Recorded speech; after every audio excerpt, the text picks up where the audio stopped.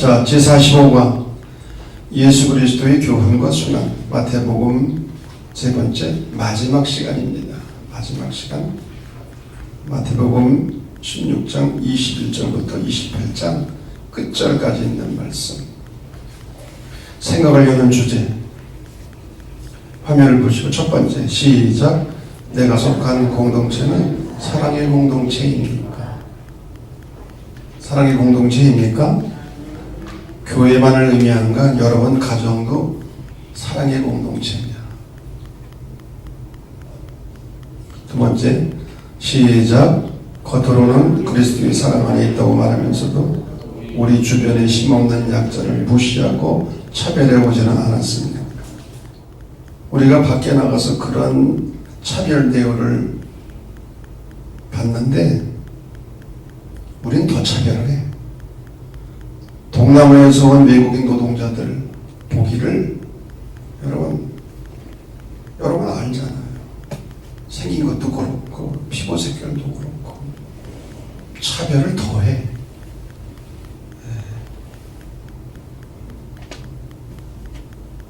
힘없는 약자들을 무시하고 차별해 오지는 않았는가? 세 번째, 시작. 우리는 우리 자신에게 너무 관대히 대하는 반면 남에게는 너무 엄격하게 대하지는 않았습니까? 대인, 춘풍, 지기, 추상. 다른 사람을 대할 때는 봄바람처럼 따뜻하게 대하라는 것. 그리고 지기, 자기를 대할 때는 어떻게 하라고? 추상같이, 가을의 서리. 추상 같다 그러면 추상 같다. 근데 대인, 추상, 지기, 춘풍. 거꾸로 한단 말이에요. 거꾸로. 남에게는 엄격하고 비판자라고. 근데 자기 꼴은 그렇지 않거든요.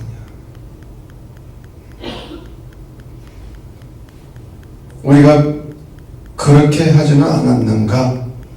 한번 양심에 손을 얹고 대답해 보세요. 내가 누구라고 말은 하지 않겠어. 네 번째, 시작. 종말이 가까이 왔다고 생각해서 오늘 그리고 여기에서 우리가 해야 할 일을 미루지 않았습니까? 여러분, 다미성교회 1991년 10월 종말이 왔다고, 예수님이 재림한다고 학교도 안 가고 일하러도 안 가고 그때 진짜 난리가 났었어요.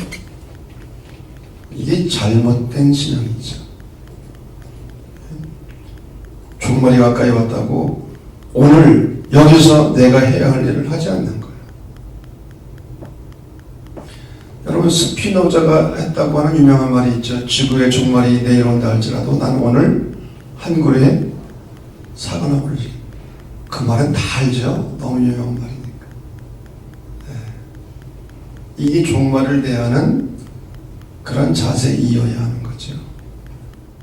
우리가 종말이 가까이 왔다고 해서 오늘 그리고 여기서 해야 할 일을 미루서는 절대로 안 된다는 거죠. 용어의 해설입니다. 첫째, 데나리온.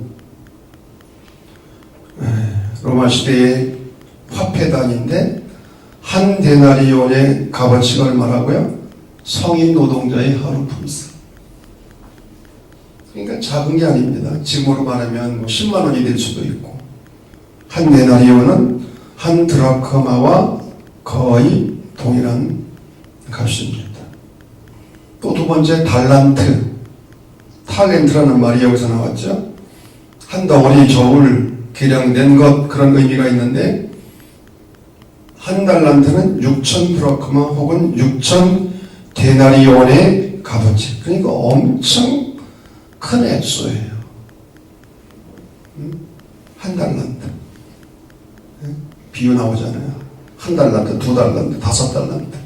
그러니 1만 달란트는 얼마나 큰 돈입니까? 1만. 그걸 탕감받았잖아요. 달란트. 예수님은 용서의 중요성을 일깨우시기 위해서 이 달란트 이야기를 해주셨죠. 또 외식. 이 외식하는 자요 할 때 외식, 위선자, 위선, 이런 말을 썼는데, 이 말의 의미는 연극 배우를 가면을 쓰고 연극하는 거 연극. 본래는 그렇지 않은데, 그 탤런트들을 보면은 그냥 울고 눈물 흘리고 그런 거 보면 참 대단해. 실제로 안 그렇잖아. 실제로 연기하는 거지, 연기. 예수님은 이러한 모습을 가장 싫어하셨어요. 이중성, 겉과 속이 다르고. 자, 시대적 배경입니다. 지금 오늘 이 마태복음 16장부터 28장까지 시대적인 상황이 뭔가, 예수님이 돌아가시기 1년 전에 그런 상황인데, 그때가 어느 때였습니까? 사람들은 예수님에게서 정치적 메시아를 바란 거예요. 로마의 압제로부터 자기 민족을 해방시켜줄 정치적 구원자. 근데 이런 예수님께 엄청난 기대를 했는데 돌아가는 꼴을 보니까 아니야. 예수님은 정치적 메시아가 될 생각을 안 하시는 거예요. 그러니 얼마나 실망을 했겠어. 가룟 유다는 이름을 알아차리고 벌써 배반을 했고, 나중에 제자들도 다 도망을 치고, 또 종교인들은 계략과 선동을 했고, 로마 군대는 소요를 원치 않기 때문에 예수님을 체포하고 고난받게 하고 그리고 죽게 한 것이죠. 그러나 예수님의 죽음은 모든 것의 마지막 끝으로 배웠지만 그렇지 않았다는 것은 오히려 새로운 시작이었다는 거예요. 예수님이 십자가에서 비참하게 돌아가시자 공포의 십자가의 제자들은 다 도망쳤고 불불이 흩어졌고 고향으로 돌아갔고, 그러나 예수님의 부활 사건을 경험하고 제자들은 새로운 공동체를 이루었는데, 그것이 바로 초대교회의 모습이죠. 새로운 출발이 된 거예요. 이때부터 그리스도교와 유대교는 대립과 갈등을 극심하게 합니다. 그래서 초대교회는 로마인들로부터는 정치적 박해를 받았고 유대인들로부터는 종교적 박해를 받았어요. 왜 유대인들이 그리스도교인들을 박해했는가? 유대교 입장에서 보면 이 사람들은 변절자예요. 안 그래요? 변절자인 거예요. 더 나아가서 그리스도교인들이 유대교도들을 개종시키려고 해. 예수를 믿도록 하고.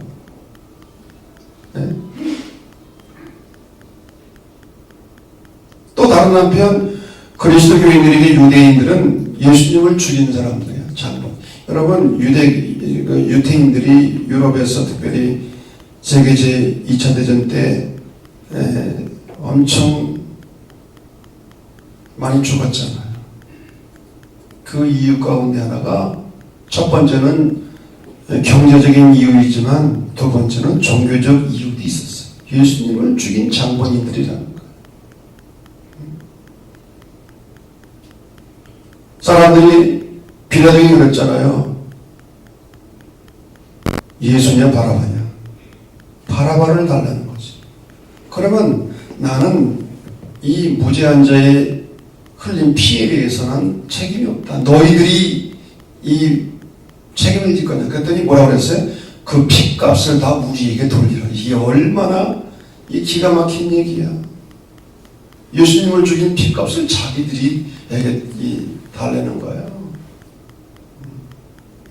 그래서 유대인들이 그렇게 박해를 받았다는 얘기도 합니다만은, 어떻든 유대교와 이 그리스도교와의 갈등, 대립, 이런 상황 속에서 마태복음은 교회 교과서이고 신학훈련 독본이었다.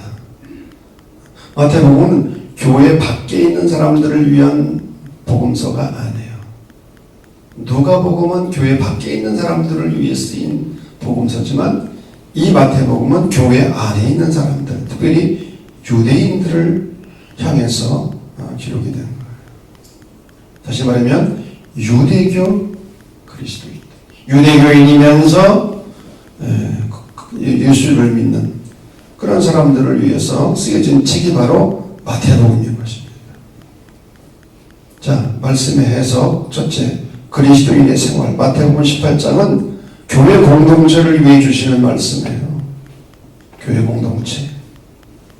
특별히 공동체 안에서 소외되거나 무시되거나 등한시되기 쉬운 사람들, 예를 들면 여자, 어린이, 가난한 자, 이런 사람들을 무시하지 말고 소중히 여길 것을 권면합니다. 그래서 작은 자 하나에 대한 관심, 작은 자 하나, 작은 자 중에 하나도 실족하게 하지 말라는, 발을 흩어서 넘어지지 않도록, 실족하지 않도록,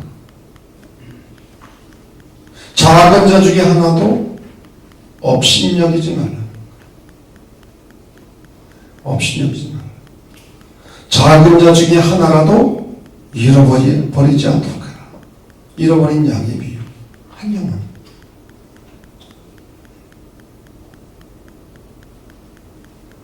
그래서 길 잃은 양의 비유를 간단하게 제시하면서 잃은 양을 찾아 나서는 목자를 바로 그리스도교 교인들의 모델로 제시하는 거지. 교회의 모델. 한 사람이라도 잃어버리지 않도록. 하나라도 잃어버린 것은 하늘에 계신 아버지의 뜻이 아니다. 하나님의 뜻이 아니라는 거예요. 두 번째로 형제에 대한 용서의 교훈입니다. 죄를 범한 공동체 안에서 죄를 범한 사람에게 어떻게 할 거냐? 제일 먼저는 개인이 권면하는, 그렇게 하면 안 된다. 당신 지금 잘못하는 거다. 돌아봐라, 회개하라. 네? 처음에는 혼자서 하는 거야, 혼자서 얘기해도 말을 안 들어. 그러면 두세 사람이 찾아가서 같이 권면하는 거야. 그래도 말을 안 들어. 그러면 공동체 전체가 권면하라는 거지. 회개하고 돌아오도록. 그래도 말을 안 들어. 그러면 내버리라는 거야. 공동체 밖으로 그야말로 출교를 시키든지.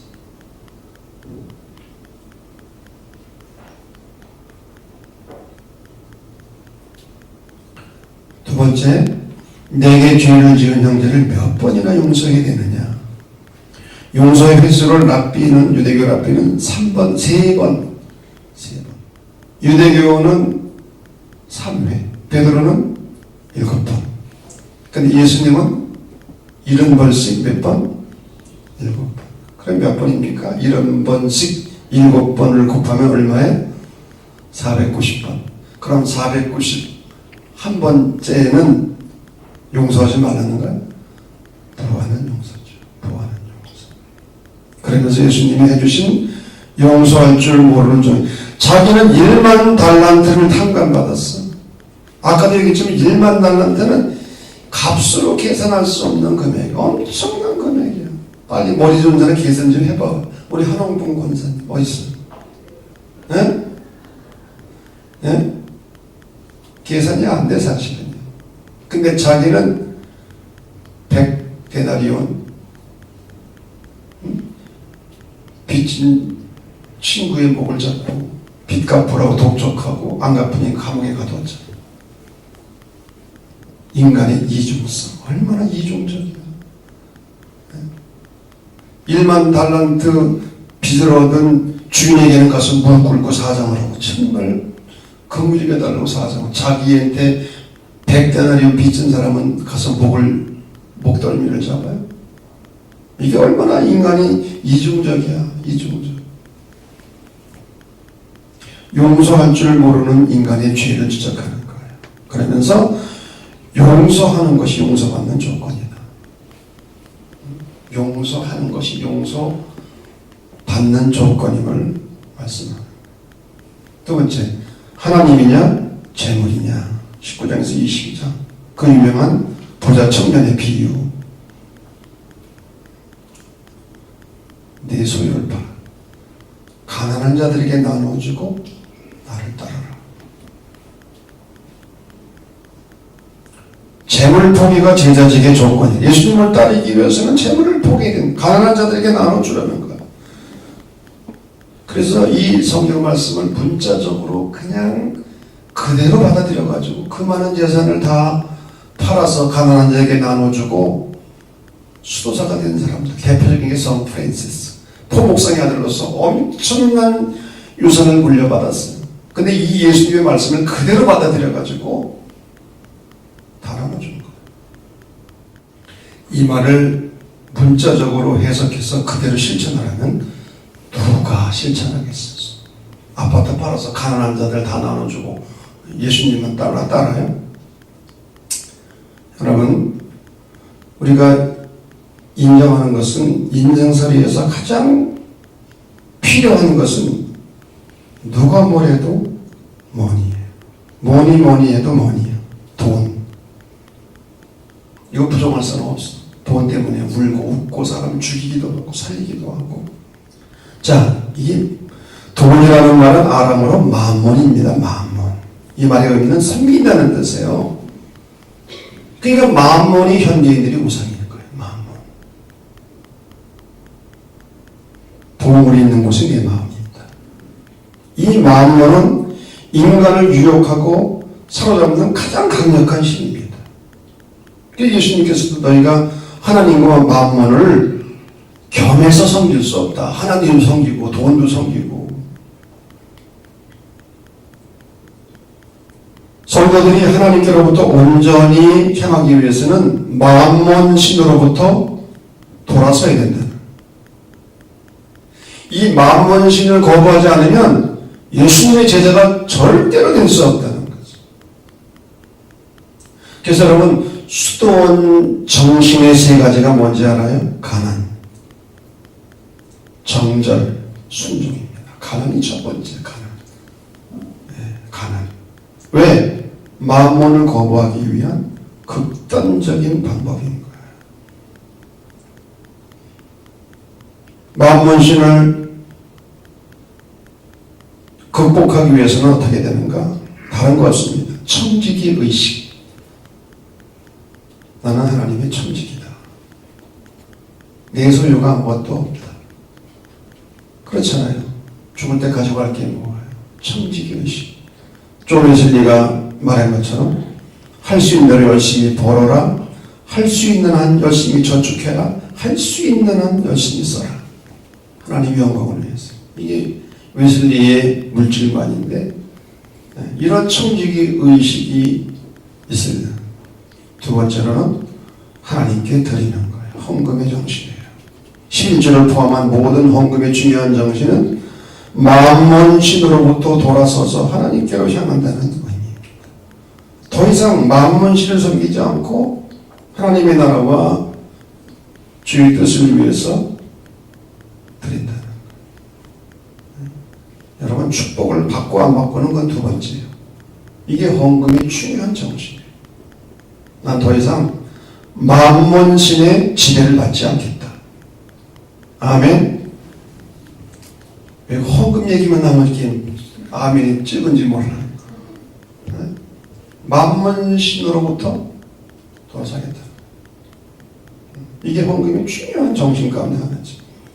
자, 갈긴 벌기 때문에 지나갑니다. 다른 복음서 달리 마태가 강조하는 부분, 네 이웃을 네 자신과 같이 사랑해라.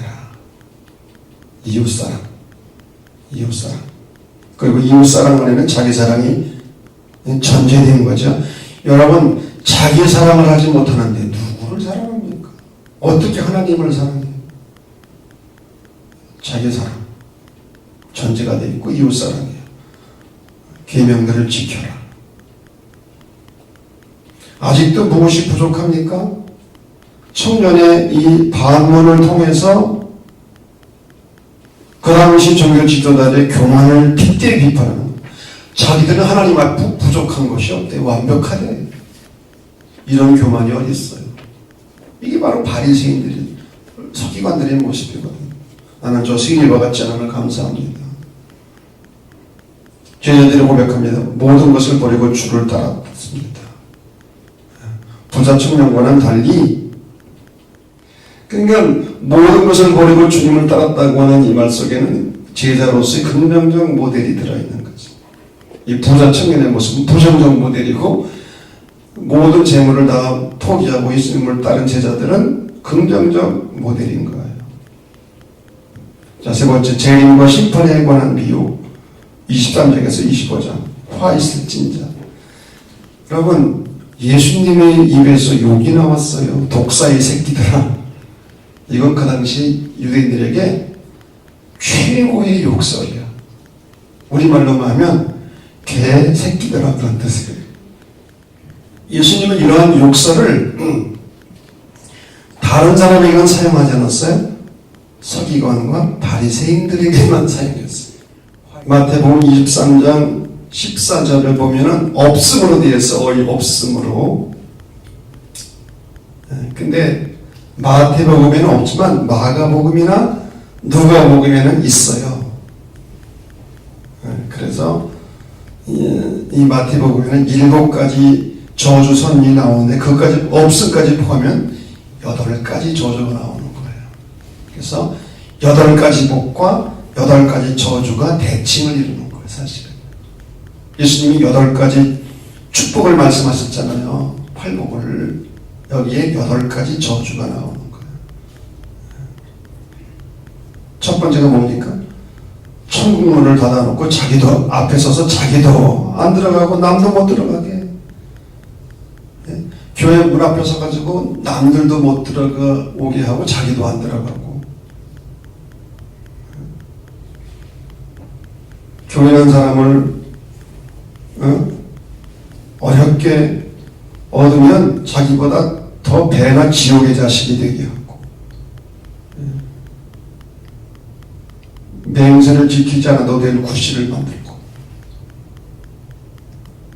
박하와 해안가 근처에 실주는 들이대 율법에 더중한 바 의와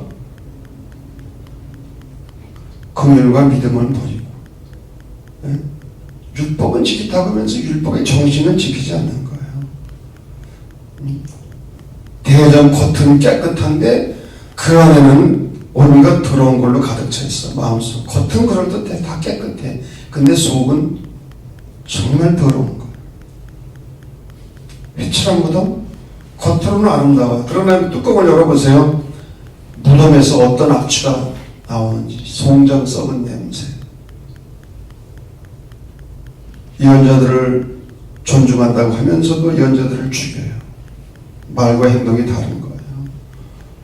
예수님은 이런 저주 선언을 통해서 그 당시 유대 종교 지도자들에 대해서 공격을 합니다. 이런 모습을 본받지 말라는 거예요.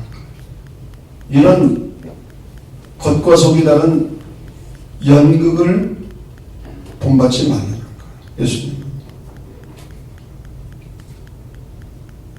그리고 재림과 심판에 관한 비유들, 거기는 중복된 게 있으니까 내가 언급하지 않는 건 빼요. 개인적인 종말 혹은 역사적 종말, 주님의 재림을 앞에 두고 있는 그리스도인들이 어떠한 삶을 살아야 될 건가? 종말의 시대를 어떻게 살아야 될 거냐? 무화과 나무의 비유, 시대를 분별하는 것. 노아 시대의 비유, 도둑의 비유, 열처녀의 비유. 열처녀, 5처녀는 지혜롭고 5처녀는 미련해요. 다 등을 준비했어요. 10명 다. 근데 무엇이 차이입니까? 기름을 준비했느냐, 준비하지 못했느냐. 등이 신앙의 형식이라면 기름은 신앙의 내용입니다. 형식만 있으면 뭐예요? 껍질만 있으면 뭐예요? 집사, 권사, 장로, 목사라는 타이틀만 있으면 뭐예요? 내용이 있어야지. 신앙의 내용을 가지고 있어야지. 달란트, 5달란트, 2달란트, 1달란트. 하나님이 다 달란트를 주셨다는 거예요. 재능을 주셨다, 은사를 주셨다는 거예요. 이것을 잘 활용해서 갑절의 이익을 남겼느냐, 남기지 못했느냐. 남긴 정도는 칭찬을 받고, 그렇지 못한 사람은 저주를 받았어요.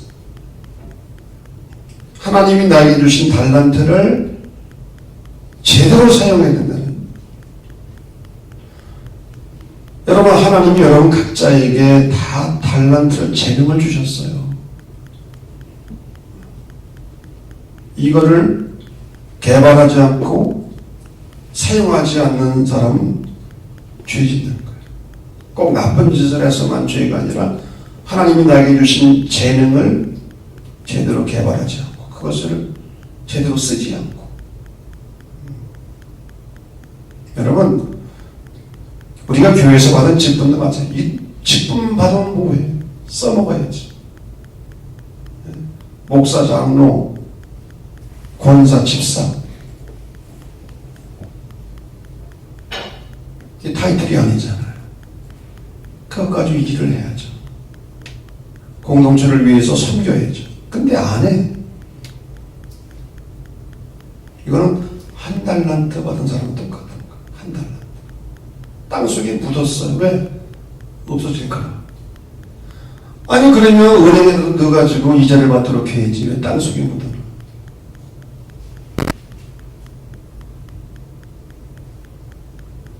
최후 심판의 비유, 양과 염소를 마지막 때에 분리한다는 거예요. 여러분, 양을 어느 쪽에 놓죠? 오른쪽. 염소는 우위, 좌위.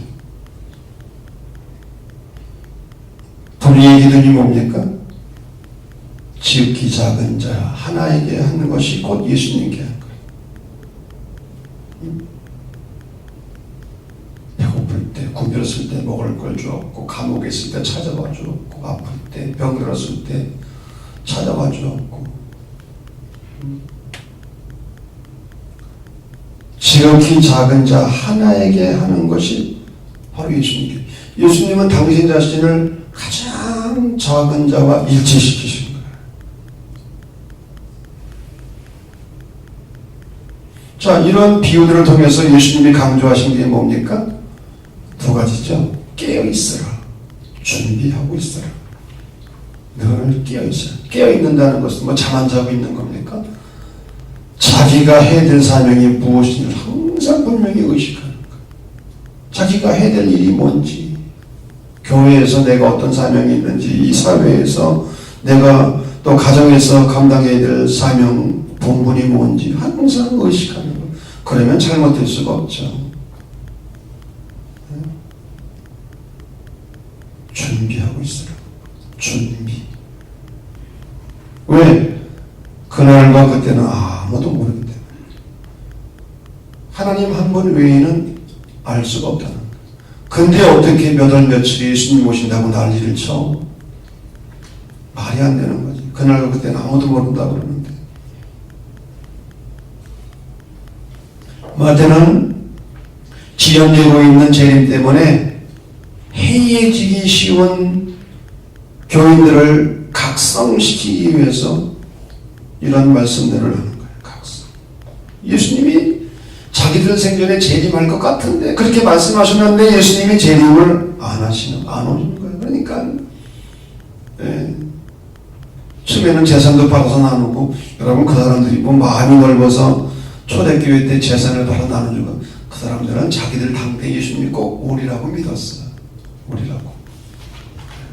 근데 재림이 지연되는 거예요. 그러니까 신앙생활이 나태해지고. 여러분, 1년 후에 내 종말이 온다. 그러면 함부로 살겠어? 1년 동안? 아마 기도도 더 많이 할 거고, 회개도 더 많이 할 거고. 그리고 심판의 기준으로서의 행함을 강조하는 거예요. 예수님에 대해 말하실 때 모두 심판을 받게 되는데 그 기준이 뭐냐? 행위라는 거예요. 야고보 기자와 마찬가지로. 최후심판의 비유는 마태복음의 주요 강조점들을 반복하는 결론적 교훈입니다. 행함, 은밀히 지극히 작은 자 하나에게 하는 것. 자, 마지막으로 네 번째, 순환과 부활에 대한 교훈입니다. 26장에서 28장. 마태가 강조하는 게 뭐냐? 여러분, 마태는 마태복음을 쓰면서 가장 많이 구약성경을 인용해요. 구약성경을. 구약에 이렇게 되어 있다. 이렇게 되어 있다. 그것이 이렇게 이루어졌다. 유다의 배반, 제자들의 배신, 예수님이 심문 받으시고 또 가룟 유다가 은 30으로 내던졌잖아요. 자기가 잘못한 거 알고. 근데 그것을 토기장에 밭을 사고 예수님의 옷을 제비 뽑고 또 예수님의 엘리 라마 사박다니 나의 하나님 어찌 나를 버리셨나이까. 이런 절기도 다 시편 22편 1절에 있는 말씀입니다. 해면에 신포도주를 달아서 예수님께, 해면이 뭐예요? 해면, 해융으로 먼저 보냈는데 해융, 이것은 갯솜 뭐 그런 건데 요즘 말하면 스펀지 같은 식물을, 스펀지 같은 그런 식물을 의미해요. 여기다가 쓸개탄 포도주를 주는 것이 관례입니다. 왜? 마취제로 쓴 거예요. 마취제. 그런데 예수님께 이 쓸개탄 포도주를 적셔서 드린 게 아니라 신포도주. 이게 시편에 있는 말씀이죠. 시편에. 이런 구약성경의 말씀들이 예수님에게서 그대로 성취됐다는 거예요. 성취. 마태가 구약성경의 내용들을 이렇게 인용한 이유는 예수님의 십자가 사건은 한 개인의 불행이 아니라 인류 구원을 위해 하나님이 계획하신 구원 사건임을 말하는 거예요. 하나님의 구원 사건. 할렐루야. 구약 성경을 통해서 계속 예언되어진 그 하나님의 약속의 말씀이 예수님을 통해서 그대로 이루어지는, 특별히 십자가 사건, 부활 사건 다. 자, 신학적 의미입니다. 신학적 의미는 프리텍스트로서, 말씀 이전의 말씀. 텍스트, 성경 본문입니다. 컨텍스트, 상황, 삶의 자리. 그리고 세 번째, 프리텍스트, 말씀 이전의 말씀. 겉으로 이 말씀은 드러나지 않아요. 이거는 신학적 의미라고 다른 말로 할 수도 있어요.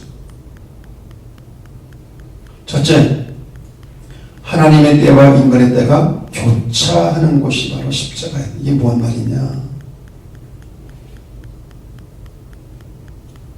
예수님과 제자들 사이에 의견이 엇갈린 게 무슨 문제였어요? 예수님과 제자들 사이에 의견이 엇갈린 게 뭐냐? 고난의 문제예요. 내가 고난을 받고 죽임을 당할 것이다. 사흘 만에 부활을 해라. 베드로가 말했어요. 절대로 그러면 안 됩니다. 고난 받으시면 안 됩니다. 십자가에서 죽으시면 안 됩니다. 왜 하나님의 아들이 고난을 받아야 하는가? 이 질문은 예수님과 제자들에게 중요한 질문, 심각한 질문이었어요. 의견이 엇갈렸어요. 예수님도 십자가에 달리셔서 절규하셨잖아요. 나의 하나님, 나의 하나님, 어찌 나를 버리셨나이까. 그런데 십자가의 고난과 절규 속에 하나님의 때가 숨어 있었다는 거예요. 하나님의 때, 인류를 죽음에서 건지기 위해, 인류를 살리기 위한 자기 희생의 시간, 종말론적 시간, 하나님의 자기 포기의 시간, 아들을 내어주시는 인류 구원을 위해서 하나님 아버지께서 당신 자신을 희생하는, 포기하시는 그러한 종말론적 시간이 바로 십자가였다는 거예요. 그래서 이 십자가는 역설적으로 하나님의 사랑의 표현이죠. 십자가야말로 하나님의 사랑의 극치. 이것은 어느 종교에서도 찾아볼 수 없는 그리스도교 신앙의 생명력이에요. 살기 위해, 살리기 위해 죽는 거예요. 하늘의 미랄이 땅에 떨어져 죽지 않으면 하늘 그대로고 죽어야만 열매를 맺는, 이게 기독교. 아니 잠깐만, 기독교라는데 이건 잘못된 거예요. 무슨 교? 그리스도교 신앙의 핵심이에요. 이게 생명력이에요. 죽어야 사는 거예요. 이 사실을 제자들은 이해하지 못했어. 하나님의 때를 읽지를 못했어요. 그래서 예수님이 십자가에 못 박혀 죽으시자 다 도망치고 흩어진 거예요. 제자들의 때는 어떤 무엇이었는가?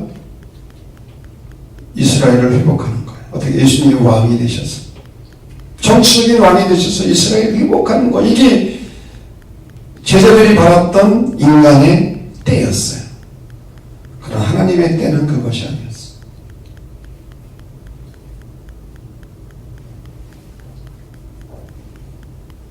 제자들은 헬리나 오인이 말한 것처럼 현존 속의 부재를 경험. 예수님이 옆에 계신데 예수님이 누군지를 알아보지 못한 거예요. 왜 그랬어요? 제자들 속에 있는 욕심 때문에, 명예욕, 권력욕, 이런 욕심 때문에 눈이 가리워져서 하나님의 때를 읽지를 못하고 예수님이 누구이신지를 알아보지 못한 것. 그것을 헬리나 오이는 현존 속의 부재라는 말로 표현을 했어요. 함께 있었으나 보지 못하는 역사예요. 오늘 우리는 우리 안에 있는 욕심 때문에 예수님을 바로 알지 못하고 예수님의 현존을 경험하지 못할 때가 있어요. 그런데 두 번째, 제자 공동체, 하나님 나라시니 그렇게 한순간 깨어지고 흩어진 제자 공동체가 어떻게 다시 새로운 공동체로 탄생할 수 있었냐? 뿔뿔이 헤어지고 흩어지고 도망치고 배신했던 이 형편없는 인간들이 새로 모이고, 그리고 아름다운 초대교회라고 하는 이상적인 공동체를 태동시킨 거예요. 그 이유가 어디 있었어요?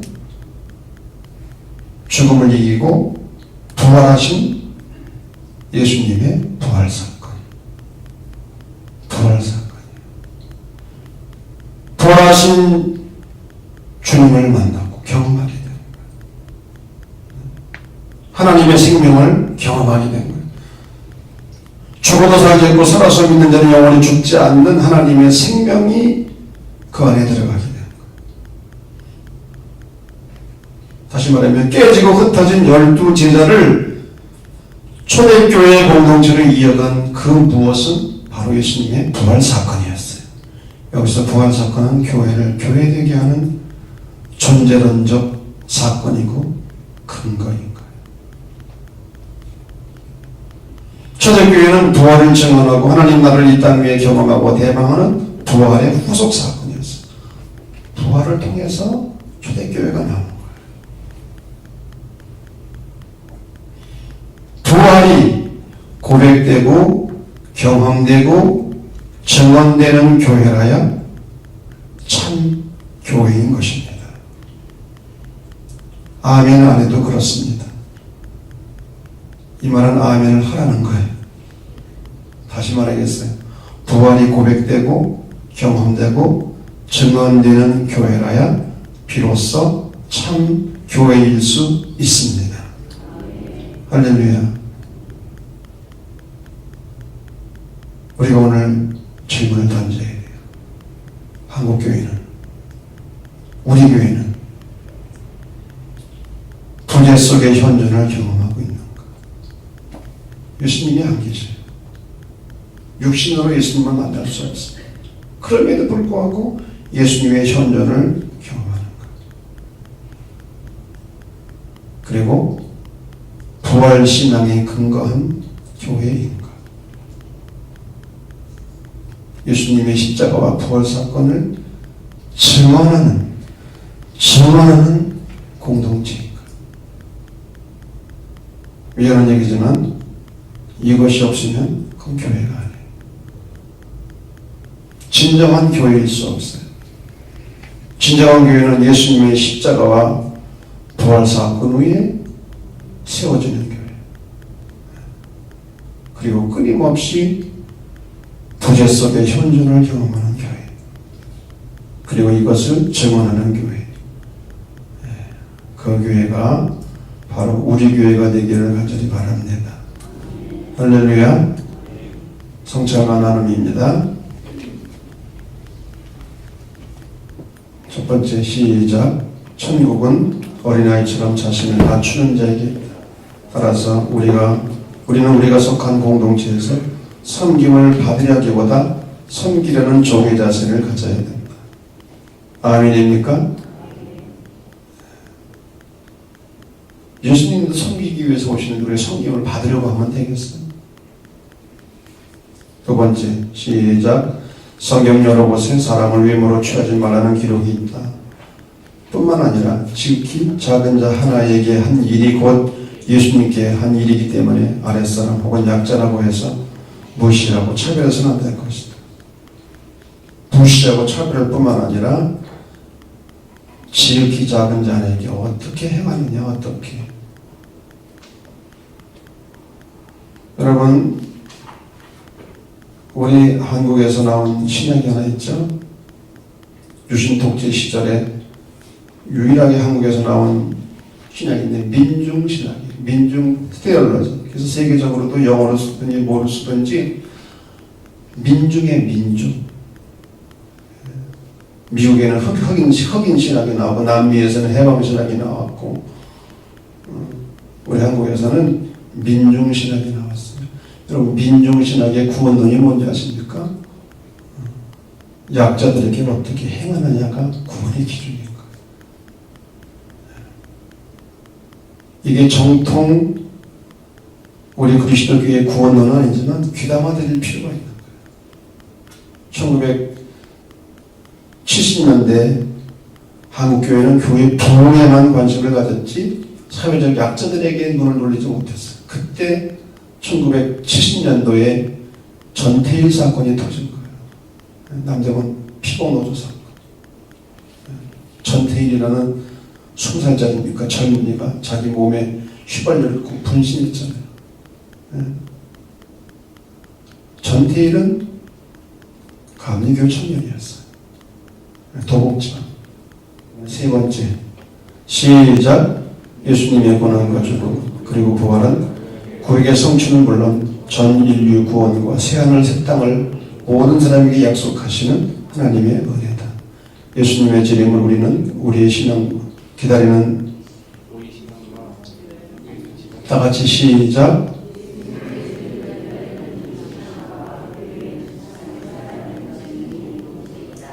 아멘.